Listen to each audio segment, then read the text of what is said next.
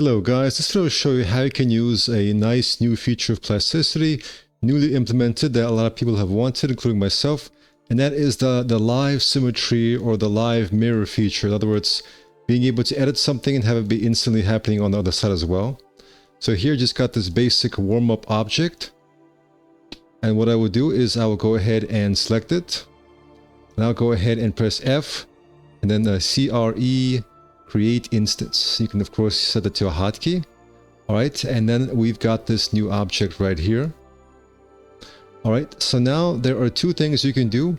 You can either go ahead and press Alt X for the mirror command, and then X and get this right here. And then you can, for example, delete that. Alright, and here is now a mirrored object.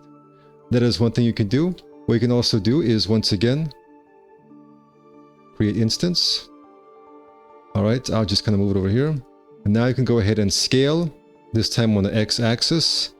And you pretty much right here enter -1. And now I've got that.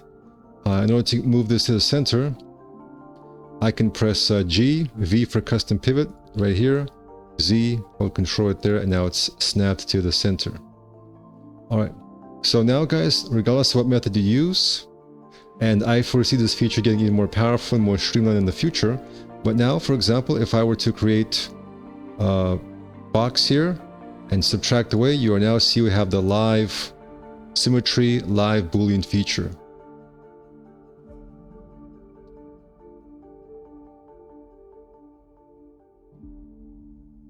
Now here, for example, I've created a cylinder, but you can see it's not mirrored right here. But if I union it together, QQ, you can see there it is.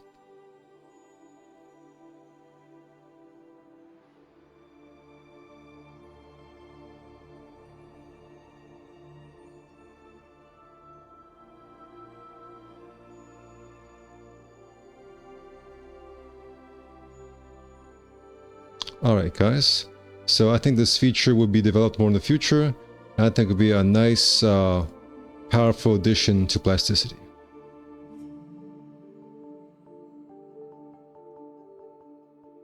Alright guys, so plasticity is really heating up here, adding some very nice new features, really proving itself to be a nice contender in the CAD NURBS world.